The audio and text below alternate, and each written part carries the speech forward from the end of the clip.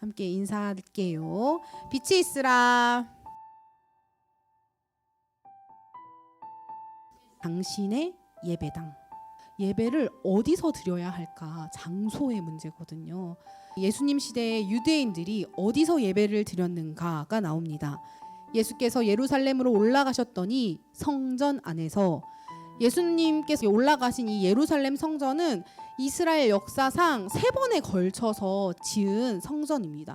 이 긴 역사, 누군가는 정복당하고 식민지 시대가 길었던 이 이스라엘 백성들은 그럼 그 시대에는 예배를 어디서 드렸을까요? 그들은 회당이라는 곳에서 예배를 드렸습니다. 회당은 예루살렘 성전보다 조금 더 작은 예배 공동체라고 생각하면 좋아요. 유대인의 명절, 큰 명절 때 되면 각 가정에 있는 유대인의 남자들이 올라갔다고 기록이 나와 있습니다. 이스라엘에만 흩어져 있는 것이 아니라 저 먼 나라까지 흩어져 있던 유대인들이 6월절이 되면 예루살렘 성전으로 올라오는 거예요. 그때 모습이 어땠을까? 성경에선 이렇게 말합니다.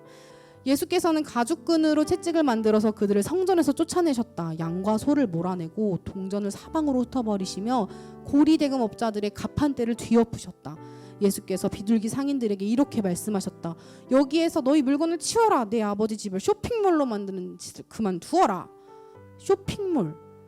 그렇게 막 시끄러운 시장판 같았다는 거예요. 예루살렘 성전이. 전 나라의 축제인 6월절에 한 가정당 한 명의 남자들만 올라와도 예루살렘 성전은 그냥 그 사람들이 있는 것만으로도 너무 북적북적 거렸을 거예요. 그런데 그 앞에서 소를 팔고 양을 팔고 비둘기를 파는 상인들이 있었다는 거예요. 더하기 고리대금 업자들도 있었다는 거예요. 이들은 왜 예루살렘 성전에 올라왔을까요? 유대인들이 예루살렘 성전에 6월절에 올라갔던 이유는 예배하기 위해서입니다. 그런데 사람들의 시선으로 예배를 드리기 시작할 때 예배는 조금씩 변하기 시작합니다. 예배의 원래 의미가 사라지고 쇼핑하듯이 가축을 사고, 그리고 왜 고리대금 업자까지 등장했을까? 내가 하나님께 예배하러 오면서 하나님을 집중하는 것이 아니라 쟤는 뭐 샀지? 내가 할 수 없는 것들을 사람들의 시선에 따라서 예배를 드리기 시작했다는 거예요. 6월절에 각 회당에서 드려도 되는 예배를 한 곳에 모여서 예루살렘 성전에서 예배한 이유는 한 분 하나님을 예배하기 위함이었습니다. 그런데 유대인들은 예루살렘 성전을 한 하나님을 예배하기 위해 올라왔나, 이 목적에 맞게 예배했나, 예수님께서는 불같이 화를 내셨습니다. 그런데 이 화난 예수님을 보고 유대인들은 이렇게 묻습니다.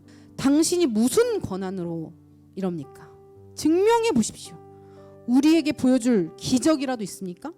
그래서 예수님께서는 이렇게 말씀하세요. 너희 이 성전을 무너뜨려라. 내가 3일 안에 다시 짓겠다. 그러나 예수는 성전된 자기 육체를 가리켜 말씀하신 것이라. 예수님은 하나님이시죠. 하나님이신 예수님께서는 육체의 몸을 입고 이 땅에 오십니다. 그것을 어려운 말로 성육신이라고 합니다. 예수님께서는 왜 오셨을까? 성부 하나님의 그 우리를 향한 사랑, 우리를 향한 그 사랑으로 구원시키기 위해서 오셨던 것, 하나님을 섬기는 마음, 그것이 뭐였죠? 예배.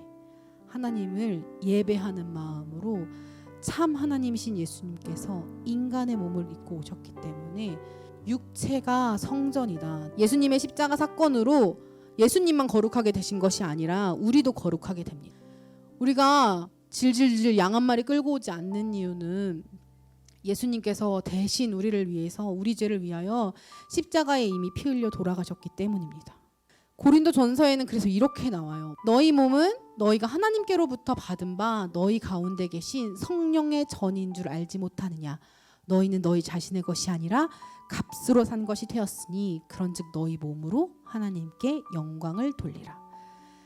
예수님께서 하나님의 말씀, 하나님의 뜻을 받들어 이 땅에 우리를 구원하러 오신 것처럼 여러분들도 이미, 전도사님도 우리도 모두 예수님의 핏값으로 얻은 육체라는 거예요. 그래서 우리는 우리의 몸으로 하나님께 영광을 돌리는 것, 즉 몸으로 예배할 수 있다는 것입니다.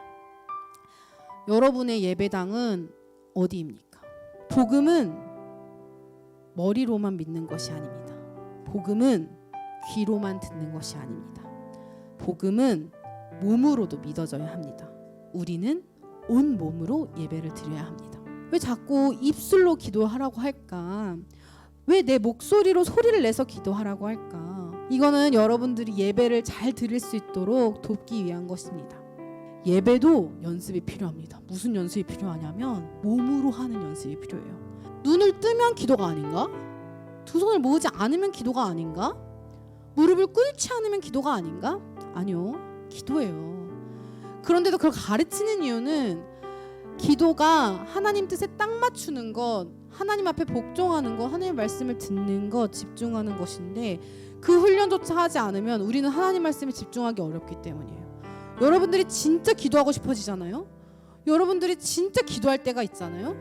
그러면 시키지 않아도요, 엎드려요. 시키지 않아도 눈을 감아요.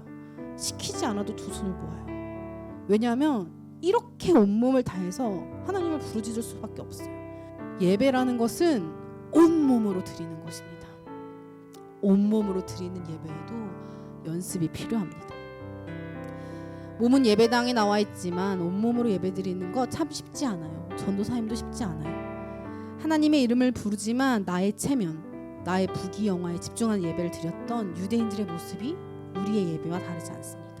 반복해서 몸의 근육을 하나님께 쓰는, 하나님께 예배하는 연습을 하지 않으면 우리의 몸의 근육은 세상 문화에 젖어들고 그렇게 쓰게 됩니다.